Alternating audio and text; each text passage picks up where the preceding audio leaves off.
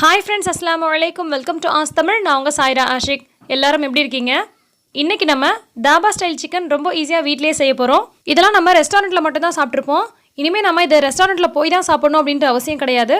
ரொம்ப ஈஸியாக வீட்டிலே செஞ்சு சாப்பிட்லாம். எப்படி செய்கிறதுன்னு பார்க்கலாம் வாங்க. இதுக்கு நான் 1/2 கிலோ அளவுக்கு சிக்கன் எடுத்திருக்கேன். எலும்புகளோடு சேர்ந்து இருக்கிற மாதிரி சிக்கன் எடுத்துக்கோங்க. அதுதான் இந்த ரெசிபிக்கு ரொம்ப சூப்பராக இருக்கும். ஸோ 1/2 கிலோ அளவு சிக்கன் எடுத்திருக்கேன். இதில் 1/2 டீஸ்பூன் அளவுக்கு மஞ்சள் தூள், 1 டீஸ்பூன் அளவுக்கு மிளகாய் தூள் சேர்த்துருக்கேன், 1/2 டீஸ்பூன் அளவுக்கு உப்பு சேர்த்துருக்கேன், 1 டீஸ்பூன் அளவுக்கு இஞ்சி பூண்டு விழுது சேர்த்துருக்கேன்.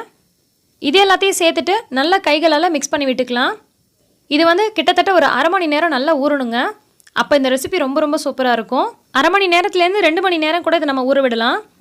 அப்படி ஊற விட டைம் இல்லை அப்படின்னு சொன்னால் உடனே கூட நீங்கள் செஞ்சுக்கலாம். ஆனால் ஊற விட்டிங்கன்னா ரொம்ப டேஸ்ட்டாக இருக்கும். இப்போ ஒரு குக்கரோ அல்லது அடிகனமான பாத்திரமோ அடுப்பில் வச்சுட்டு 2 ஸ்பூன் அளவுக்கு எண்ணெய் சேர்த்துக்கலாம். சேர்த்துட்டு நம்ம மசாலா கலந்து வச்சு ஊற விட்டு வச்சுருக்கோம் இல்லையா, அந்த சிக்கனை இதுக்குள்ளே சேர்த்துட்டு நல்லா கொஞ்சம் நேரத்துக்கு வதக்கி விடுங்க. ஒரு 3 நிமிஷமாவது நல்லா வதங்கணும். சிக்கனை போட்டுட்டு அப்படியே விட்டுறாதீங்க. இந்த மாதிரி கலந்து விட்டுட்டே இருங்க, இல்லைனா அடியில் பிடிக்க ஆரம்பிச்சிடும்.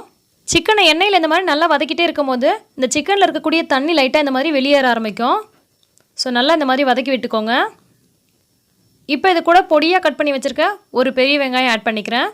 சின்னதாகவோ அல்லது மீடியம் சைஸாகவோ இருந்துச்சுன்னா 2 வெங்காயம் கூட சேர்த்துக்கலாம். நான் பெருசாக ஒரே ஒரு வெங்காயம் மட்டும் நல்லா பொடியாக கட் பண்ணிவிட்டு சேர்த்துருக்கேன். வதக்கி வச்சுருக்க சிக்கனை வேறு ஒரு பிளேட்டுக்கு மாற்றிட்டு கூட நம்ம வெங்காயத்தை தனியாக வதக்கலாம். ஆனால் நான் சிக்கன் கூட போட்டு வதக்குறேன். ரொம்பவே சூப்பராக இருக்கும் இந்த மாதிரி செய்யும் போது. ஸோ வெங்காயம் போட்டு லைட்டாக வதங்கினதுக்கப்புறமா 1 அல்லது 2 பச்சை மிளகா நல்லா பொடியாக கட் பண்ணி சேர்த்துருக்கேன்.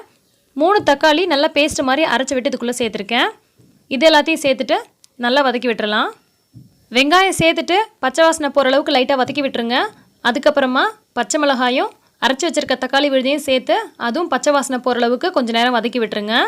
இது ரெண்டும் ஓரளவுக்கு இந்த மாதிரி வதங்கி வந்ததுக்கப்புறமா இது கூடவே 1 டீஸ்பூன் அளவுக்கு இஞ்சி பூண்டு விழுது சேர்த்துக்கிறேன். 1 அல்லது 1 டீஸ்பூன் அளவுக்கு கூட இஞ்சி பூண்டு விழுது சேர்த்துக்கலாம். சேர்த்துட்டு இதையும் நல்லா பச்சை வாசனை போகிற அளவுக்கு வதக்கி விட்டுருங்க. இந்த சிக்கன்லேருந்து வெளிவந்த தண்ணியும் இந்த தக்காளியினுடைய சாறு இது எல்லாத்தையுமே சேர்ந்து நல்லா வதங்கி இது நல்லா சுண்டி வரணும். ஸோ இந்த மாதிரி நல்லா கலந்து விட்டுட்டு ஒரு மூடி போட்டு இதை நம்ம வேக விட போகிறோம். மூடி போட்டு ஒரு 5லேருந்து 6 நிமிஷம் போல் வேக விடும்போது இது நல்லா சுண்டி வரும். இடையில 1 அல்லது 2 தடவை நல்லா கலந்து விட்டுக்கோங்க. இப்போ ஒரு 5 நிமிஷம் போல் ஆயிடுச்சு. இப்போ நம்ம ஓப்பன் பண்ணி பார்க்கலாம். பாருங்கள், அதில் இருக்கக்கூடிய அந்த தண்ணிலாம் ஓரளவுக்கு நல்லா சுண்டி வந்துருச்சு.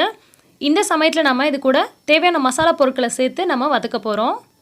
ரொம்ப தண்ணி மாதிரி இருக்கும் போதே இதுக்கு தேவையான மசாலா பொருட்களை நம்ம சேர்க்கக்கூடாது. இந்த மாதிரி ஓரளவுக்கு தண்ணி சுண்டி வந்ததுக்கப்புறமா 1 டீஸ்பூன் அளவுக்கு மிளகாய் தூள் சேர்த்துக்கிறேன், 1 டீஸ்பூன் அளவுக்கு மல்லித்தூள் சேர்த்துக்கிறேன், 1 டீஸ்பூன் அளவுக்கு கரம் மசாலா சேர்த்துக்கிறேன்.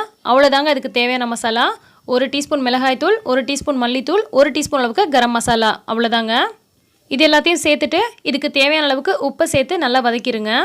ஜஸ்ட் இதை நல்லா கலந்து விட்டுட்டு ஒரு 30 செகண்ட் போல் வெயிட் பண்ணிவிட்டு இது கூட நம்ம தேவையான அளவுக்கு தண்ணி சேர்க்க போகிறோம்.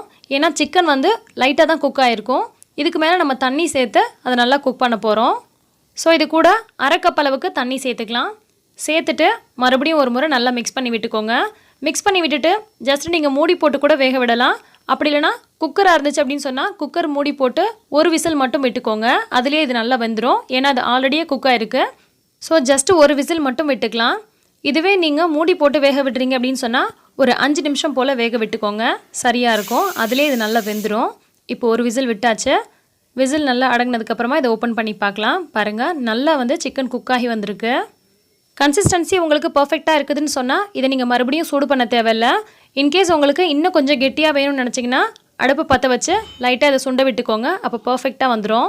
சிக்கன் பொறுத்த வரைக்கும் கிரேவி ஃப்ரை மட்டும் இல்லாமல் பலவிதமான வெரைட்டி ரெசிபிஸ் இதில் செய்ய முடியும். அதில் ஒன்று தாங்க ரொம்பவே சூப்பரான தாபா ஸ்டைல் சிக்கன். இது நம்ம ரெஸ்டாரண்ட்டில் போய் தான் சாப்பிடணும் அப்படின்ற அவசியம் கிடையாது. ரொம்ப ஈஸியாக நிமிஷத்தில் நீங்களே செஞ்சு சாப்பிடலாம். இதுக்கு தேவையானதெல்லாம் ரெடி பண்ணி வச்சிட்டிங்கன்னு சொன்னால் 10 நிமிஷத்துலேருந்து 15 நிமிஷத்தில் ரொம்ப ஈஸியாக சூப்பராக செஞ்சிட முடியும்.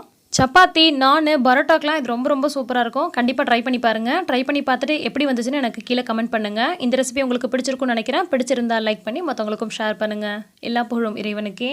நன்றி.